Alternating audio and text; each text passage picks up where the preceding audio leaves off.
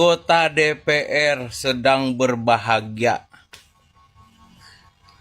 Rakyatnya semakin menderita. Ekonomi sulit, pajak mencekik. Sedangkan anggota DPR mendapatkan kenaikan gaji 3 juta sehari. Itu artinya anggota DPR mendapatkan gaji 100 juta satu bulan. Ya. Nah, kalau dihitung-hitung dari 580 kursi anggota DPR, itu artinya negara mengeluarkan kurang lebih 1 triliun lah untuk menggaji DPR. Ya. Jadi gimana masyarakat Indonesia? Apakah kalian merasa terwakili dengan adanya anggota DPR? Kalau saya sedikit pun, setetes pun tidak merasa terwakili dengan adanya anggota DPR RI. Saya berharap dan saya menginginkan agar anggota DPR itu untuk dibubarkan karena tidak bermanfaat sama sekali untuk Republik Indonesia ini, tidak bermanfaat sama sekali untuk rakyat Indonesia ini. Kalian bayangkan 1 hari 3 juta. Berbanding balik sama rakyat jelata kayak kita ini kan, woy. Ya, yang kerjanya mati-matian, jualan kadang laku kadang enggak, ya kan. Ini gajinya 3 juta 1 hari. 24 hari kali 3 juta. Taruhlah 78 juta. Ya kan, kalian kalikan 1 tahun. Ya, sama bonus-bonusnya ya kan. Apa enggak 1 miliar juga? Ya kan, kalian kalikan lagi 5 tahun. Apa enggak 5 miliar? Kalian tengok enaknya itu cari duit. Itulah fungsinya kalian itu bayar pajak buat gaji mereka. Ya kan? Enak kali ya kan, 1 hari 3 juta. Rakyat jelata ini cari duit udah kayak mampus-mampus ya kan. Jadi kalian tahu kan kenapa orang itu 5 tahun sekali itu berlomba-lomba, ya. Berlomba-lomba buat mencalonkan diri, terus mencari simpati kita, simpati rakyat. Tahu kalian kan? Meledak-meletup. Ya kan, rakyat, ya kan, kentak-kentup. Ya, bukankah lebih bagus dana pensiun DPR ini dihapus dan lah ya, bukan cuma dana pensiunnya doang bunda, tunjangan-tunjangannya. Terus kalau misalnya ada dana aspirasi untuk rakyat juga jangan dikasih ke rekening dia dong. Ya mending dibagi-bagi langsung sama rakyat lah, gimana sih? DPR ngejabat paling lama itu 5 tahun misalnya ya. Habis ngejabat 5 tahun terus dapat pensiunan sampai dengan seumur hidupnya, kocak banget. Sedangkan mereka juga komplain pensiun PNS Polri kayak begitu ya, yang rakyat-rakyat kecil yang gajinya nggak sebesar mereka, katanya membebani APBN negara. Wah, gaji lo yang ngebebanin APBN negara ya, gila lo. Manfaat nggak ada, dibayar lagi lo. Yuk bareng-bareng yuk, suarain yuk. Itu gaji DPR itu harusnya diturunin loh. Lo nggak lihat di Cina dan di negara-negara lain DPR, MPR itu gaji kecil-kecil. Nggak ada pekerjaan DPR, MPR itu tuh nggak ada yang membuat mereka jadi kayak entar udah gede gue mau cita-cita jadi DPR, MPR. Nggak ada di negara-negara Cina dan kawan-kawan yang negara maju ya, nggak ada begitu. Di Indonesia aja orang tuh kayak berlomba-lomba mau jadi DPR, MPR, menteri gitu ya, gara-gara gajinya kegedean. Ayo dong, tolong dong, Sri Mulyani, tolong dong ya. Lu kan pinter nih, masa iya untuk ke situ lu nggak mikir sih? Udah sampai jadi keuangan juga loh di luar negeri lo. Malu nggak sih Sri Mul? Biar adil udah, makanya samain aja kayak sistem swasta. Abis kerja nggak ada prestasi ya udah, suruh dong mereka berusaha untuk jualan. Kalian sudah baca berita artikel ini nih. Gaji DPR naik 3 juta per hari. Ini per hari ya, bukan per bulan. Kalau 1 hari 3 juta, 1 bulannya bisa mencapai 100 juta. Belum lagi tunjangan, belum lagi fasilitas. Waduh, ini sih yang bikin nyesek nih, bikin nyesek rakyat ini. Ya. Rakyat kerja berangkat gelap, pulang gelap hanya 3 juta per bulan. Lah kalian kerja cuma duduk, main HP, rapat, setelah itu pulang, gajinya sehari 3 juta. Waduh, Ibu Sri Mulyani mana nih yang kemarin koar-koar? Katanya guru dan dosen jangan jadi beban negara. Ini orang-orang ini yang jadi beban negara. Mana yang katanya efisiensi anggaran? Giliran untuk rakyat aja suruh hemat. Nah, rakyat minta ke negara diomelin. Nah ini para pejabat nggak tahu malu, kerja cuma duduk doang tapi gajinya sehari 3 juta. Gila nggak tuh? Nggak para menteri, nggak para pejabat DPR-nya selalu menyusahkan rakyat. Gimana mau defisit anggaran negara kalau keuangannya digeroti oleh makhluk-makhluk seperti ini? Kalian nggak kerja nggak jelas aja gajinya 3 juta sehari. Rakyat berangkat gelap, pulang gelap, ya keringat basah jadi kering lagi, gajinya hanya 3 juta per bulan. Waktu pemilihan aja deketin rakyat, ya minta suara dari rakyat. Giliran udah jadi nyekek rakyat, memeras rakyat dengan pajak-pajak yang begitu besar. Aneh di negara kita ini, cuma rakyatnya doang yang mampu ngempani pejabat. Di negara lain pejabatnya yang ngempanin rakyat. Di Konoha kebalikan, rakyat yang ngempanin para pejabat. Ada-ada aja kan gebrakan dari pemerintah, nggak menteri, nggak DPR-nya. Aduh, menurut kalian gimana? Kita bubarkan saja nggak nih DPR? Salam, akal sehat. Pemerintah kita nggak pernah gagal bikin kegagalan. Gimana? Ngerti kan Maksudnya kalau soal gagal mereka tuh berhasil. Nggak pernah gagal kalau soal gagal. Jadi kalau urusan gagal, pemerintah kita tuh menang. Tapi kalau urusan menang, pemerintah gagal. Udah, orang mah bangun tidur baca doa Pejabat yang belangsak mah kagak. Mereka tuh bangun tidur langsung mikir, kesusahan apa lagi ya yang bisa aku perbuat supaya warga sengsara? Meres rakyat pakai cara apa lagi ya? Giliran dikritik aja kayak cacing kepanasan lu. Boro-boro suara kita mah mau didengar. Kolom komentar pejabat aja ditutup. Suara rakyat mana mau ngedengar. Makanya kalau soal pemutaran lagu di kafe sama ruang publik biar nggak kena royalti, timbang muterin lagu-lagu, puterin aja suara rakyat. Karena pasti nggak ada yang mau denger, apalagi pejabat. Makanya suka ada yang ngomelin gue, nggak capek apa po ngomelin pemerintah. Percuma po nggak didengerin juga. Nah, menurut gue ngomong percuma kritik mereka itu keliru. Karena kita bersuara aja mereka kerjanya amburadul. Apalagi kita diemin, makin semena-mena. Lu sadar nggak? Justru karena rakyat berisik, banyak kebijakan yang nggak bijak itu jadi batal atau diubah. Lu cek aja BP Tapera. Awalnya mau jalan, rakyat ribut, langsung pending. PPN 12% mau diketok, terus rakyat berisik, jadi dibatalin. LPG 3 kilo, tiba-tiba langka, terus netizen ngamuk. Stok, balik lagi. Pemblokiran massal rekening bank, rakyat ngeramein, dibuka lagi blokirannya.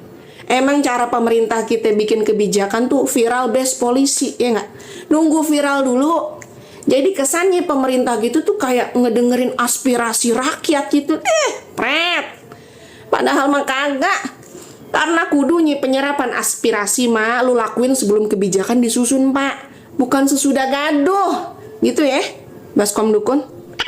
Cek ombak mulu di tiap kebijakan mah artinya pemerintah kagak kompeten, betul nggak? Jadi bersuara itu nggak percuma. Kita ngomel bukan ngarep mereka tiba-tiba berubah jadi malaikat, jadi baik atau sadar, enggak.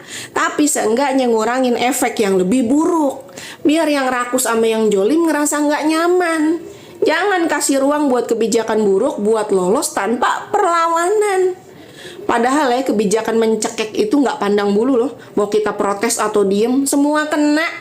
Bedanya kalau yang diem, kita kehilangan kesempatan buat mencegah. Yang diem tuh cuma kayak nunggu giliran dicekek sambil terus ngarep pelakunya jadi ibu peri. Jadi jangan ngerasa aman dengan diem. Capek bersuara itu wajar, tapi jauh lebih berbahaya kalau kita memilih diem. Lu paling yang diem yang paling kenceng kalau soal ngeluh harga bahan pokok naik, ya nggak? Pajak nyekek sama fasilitas publik jelek, wah ngedumelnya nggak kelar-kelar. Giliran ada kesempatan bersuara, milih diem. Selama masih banyak orang modelan yang diem kayak lu, pemerintah akan sulit buat introspeksi. Ayo kita berisik, biar mereka tahu kalau rakyatnya nggak bisa dibungkam. Jangan biarin rakyat ngebayar mahal karena terlambat bersuara. Jangan nunggu sampai hilang kebebasan dulu baru mau ngomong. Jangan nunggu kondisinya lebih parah daripada hari ini. Lihat noh Palestina, mereka bersuara tiap hari, teriak minta keadilan, sampai berbusa, minta dunia membuka mata. Apa yang mereka dapat? Mereka tetap nggak diwaro. Kamera jurnalis tetap ngerekam, berita tayang mulu saban menit, tapi bomnya tetap datang, manusianya tetap meninggal. Bayangin kalau mereka memilih diam, mereka bakal hilang tanpa ada yang tahu.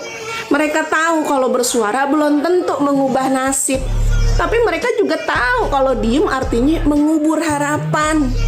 Mereka tahu musuhnya punya tank, punya bom yang canggih, mereka cuma punya batu. Tapi kalau tuh batu nggak dilempar, musuhnya makin pede. Jadi nggak semua diem itu emas. Ada juga diem yang ngeselin, misal diem-diem kentut, nggak ngaku lagi, atau diem-diem minjem duit. Udah lama nggak teguran, sekalinya nyapa minjem 100. Sama diem-diem aja sama isu Palestina beserta perjuangannya. Ada kalanya diam itu bukan emas ya, dan ada kalanya bicara atau speak up yang benar itu berlian. Asik. Jangan lupakan Gaza bersama Yayasan Persahabatan Islam Utsmani yang bantuannya alhamdulillah masuk tahap 15. Kita terus berikan hadiah terbaik untuk saudara-saudara kita di sana. Untuk gaji guru, penguatan kompetensi dan kesejahteraan guru. For your information, di tahun 2024, alokasi anggaran untuk guru dan dosen itu sebesar 244,6 triliun. Ini gue ambil langsung dari website Kemenku. Artinya, kalau dibandingin sama anggaran tahun 2026 yang 178,7 triliun ini, itu mengalami penurunan yang drastis, hampir 66 triliun. Logika sederhananya, dengan 244 triliun aja, kita masih menemukan banyak sekali guru yang belum sejahtera gitu, digaji di bawah UMR, bahkan di bawah 500 ribu. Apalagi kalau 178,7 triliun. Anggaran pendidikan kita pada tahun 2026 itu sebesar 750-an triliun. Tapi untuk MBG itu 330-an. Ya which is hampir setengahnya. Dia masuk akal aja kalau ada yang bilang gitu alokasi anggaran untuk guru dan dosen itu sebagian ya dialihkan ke sana. Yang ngikutin gue dari lama pasti tahu gue tuh sering speak up soal kesejahteraan guru. Karena gue percaya gitu langkah awal untuk memajukan pendidikan Indonesia itu adalah kesejahteraan guru. Makanya ketika ada berita tadi, gue tuh langsung ngebedah gitu. Bukan bermaksud untuk membuyarkan harapan, enggak. Tapi gue ingin menyampaikan realita. Coy, ada yang lagi debat nih. Seru banget. Iya. Lu udah jangan dipisahin dah. Kayaknya presiden terpilih sama calon presiden. Iya, lagi gontok-gontokan. Nih, videonya lu lihat. Program kita dibahas di luar negeri. Program makan bergizi gratis dibahas. Boom, kita butuh pekerjaan. Angka pengangguran menurun. Mana buktinya? Angka kemiskinan absolut menurun. Kemiskinan menurun. Menurun dari kakek ke cucu. Saya sudah lihat angka-angkanya. Kekayaan kita luar biasa. Dasmu. Sorry, Indonesia cerah, gak usah didengerin. Emang gampang lo di situ. Anda diam dulu, diam dulu. Ini di mana? Anda diam dulu nih. Lo dikejar-kejar sih. Anda diam dulu. Kita saling menghormati, ya. Iya. Laki-laki minum kopi. Brengsek. Ternyata yang kemarin bilang rakyatnya nyinyir, kelompok-kelompok nyinyir, iya, dia lagi ngomongin dirinya sendiri. Kenapa Indonesia paling dia demenin? Paling kaya. The Fed aja asalnya dari VOC. Yes, makanya pertama kali mereka mendirikan bank di di Belanda namanya Wissel Bank of Amsterdam. Pindah ke Inggris, Bank of England. Terus akhirnya terbang ke Amerika, American Bank. Nah itulah kemudian Perang Dunia Kedua dan jadinya The Fed. Mereka membuat regulasi keuangan dan mereka main printing money saja. Mereka control the world. Ini kaitannya ada semua. Money, power, control, population. Money dia kuasain, makanya Indonesia punya hutang. Mereka dapat power karena politik kita dikuasai oleh mereka.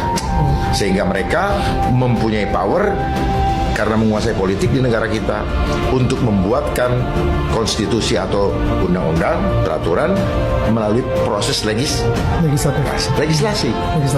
Apa artinya legislasi? Membuat suatu aturan yang melegalkan rencana tidak legal yang akan mereka lakukan di depan menjadi legal karena dibungkus atau dipagerin oleh undang-undang. Jadi ternyata rencana-rencana jahat setelah saya pelajari ada justru di undang-undang untuk membuat masyarakat rakyat tidak lagi mempunyai hak asasi.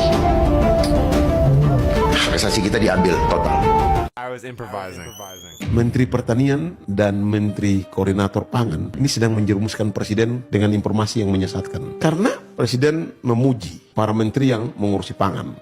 Menko-nya, Menteri Pertaniannya, Menteri Perdagangannya dipuji-puji setinggi langit. Tapi hari ini kita saksikan hampir semua sembako itu naik. Ini yang aneh gitu loh. Kan teori ekonomi bilang barang menumpuk, supply lebih banyak daripada ini, maka harga turun. Sementara barang sedikit dibutuhkan banyak orang, maka harga naik. Betul. Ini yang terjadi hari ini. Betul. Kalau betul terjadi swasembada, maka harga beras tidak naik. Betul. Ini yang parah hari ini. Impornya cuma sekitar 8-9 ribu. Beli di gaba petani pun cuma sekitar 8-9 ribu. Tapi tragisnya, berapa harga beras hari ini kalau Dinda pergi beli? Pasti ada di kisaran 15 ribu, 16 ribu, kalau nggak 17 ribu. Itu di Jakarta. Betul. Di kampung-kampung lain lagi. Betul. Ini apa? Kebohongan apa yang sedang disandingkan oleh Menteri Pertanian Amran Sulaiman sama Menteri Koordinator Bidang Pangan Zulkifli Hasan? Apakah Presiden mau dibenturin dengan masyarakat? Iya, itu kan semacam jebakan, Bang. Kasian dong. Jangan begitu dong, Bos. Pak Amran, Pak Jul, jangan begitu, Bos. Saya pernah dampingi Pak Harto dulu ikut ketika menerima penghargaan dari FAO sebagai swasembada pangan. Itu, waduh, oversupply di mana-mana. Kan gampang aja gitu loh.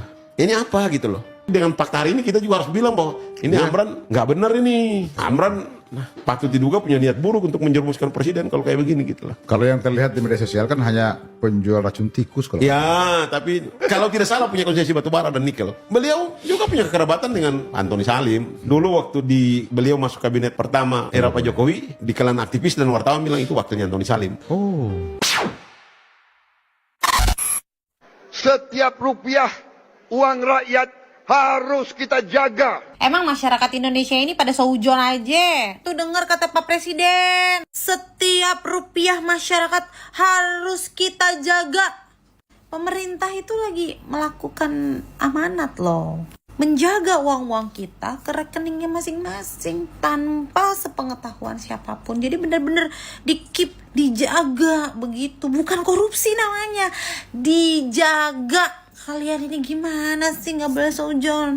Mereka sedang menjaga setiap rupiah dari rakyat, sayang-sayangku. Jadi jangan pernah bilang mereka korupsi lagi ya. Mereka itu sedang menjaga setiap rupiah dari rakyat. Presiden Prabowo masih terapkan efisiensi APBN 2026 diajukan sampai dengan 3.786,5 triliun. Pak mau buat apaan sih, Pak? Mau buat apaan? Mending lu minta ganti tuh sama Pak Jokowi. APBN negara habis untuk buat IKN Nusantara, ujung-ujungnya IKN Nusantara sekarang kayak begitu tuh. Siapa yang di sono? Siapa? Dia kagak, lu kagak. Siapa yang di sono? Kagak tahu gue. Itu juga makan gratis. Gimana nih? Gak ada laporannya lagi tuh, gak ada kabar-kabar lagi. Gue juga bingung. Siapa yang masak, siapa yang apa, gue juga gak tahu. Kayaknya gak bergizi-bergizi amat lah. Apa gak sebaiknya uangnya dikasih sama emaknya aja disuruh masak, terus emaknya suruh laporan tiap hari gitu, ya kan, bagi grup di grup RT, RW gitu, kelurahan, ya gak sih, lebih efisien. Terus udah gitu duitnya bisa digunakan oleh ibu-ibunya begitu gak sih? Misalnya dananya satu anak 50.000, kayaknya kalau 50.000 buat ibu-ibu ya, kayaknya udah bisa makan bergizi buat 3 hari noh. Tahu deh bener kagak, jadi hujat gue. Tapi maksud gue gak bergizi-bergizi amat kalau gue lihat dari laporannya ya, maksudnya kayak susunya dimasukin plastik gitu. Bener gak sih susu? Apa gimana sih?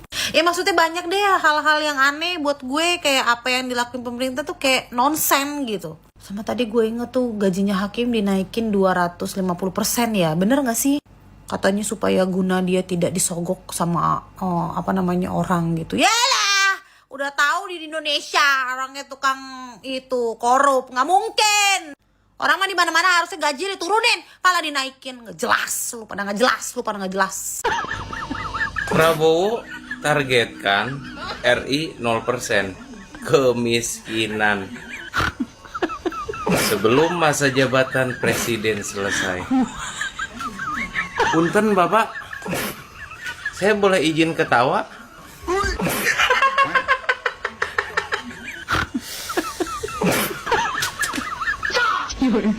Saya ingat aja dulu waktu kampanye Pak ya, BBM gratis, sekolah gratis, listrik nggak bayar, nomor rekening aja ya. Nih nganggur 3 bulan 2 bulan diblokir. Tanah negara, tanah nih nganggur ya, tanah nganggur nih nggak digarap, diambil negara. Giliran rakyatnya ya nganggur, pura-pura tutup mata. Jadi kalau menghayal jangan ketinggian ya Pak ya, ntar jatuhnya sakit. Pak, rakyat itu sudah tidak butuh pidato-pidato seperti ini Pak ya. Mohon maaf nih, apalagi masalah pidato. Sebelum Anda menjadi presiden, masalah pidato Anda itu sudah berapi-api dan menggelegar. Tapi faktanya, ya masih dikatakan masih nihil sih Pak ya. Itu padahal pidato Bapak menggelegar. Dan sekarang Bapak pidato lagi seperti ini. Kayaknya rakyat sudah paham Pak ya dengan pidato-pidato Bapak. Jadi mungkin sekarang itu yang dibutuhkan itu aksi Pak, bukan hanya pidato dan omong-omong. Kita butuh aksi Pak, aksi nyata, aksi tegas seperti ketegasan pidato Anda. Coba menurut kalian gimana nih? Tinggalkan di kolom komentar ya. Presiden pantang megang mic, asal megang mic pasti ngadu ke rakyat. Ada yang ganggu lah, didanai asing, didanai koruptor. Kau itu presiden, lo tinggal gerakkan TNI, Polri. Jangan ngadu ke rakyat. Kalau kau ngadu ke rakyat, kami ngadu ke siapa? Kalau kami diganggu baru bingung mau ngadu sama siapa. Yuk ku kawan yuk. Kita datangi Polri, kita datangi TNI, bilang siapa yang ganggu kau Pak Presiden, biar dibantai sama TNI sama Polri. Terus gunanya TNI Polri apa kalau ada yang ganggu kau nggak ada pergerakannya. Jidatku nih nanti makin tarik ke belakang nih ngelihat kelakuanmu Pak Presiden. Lucu kali loh.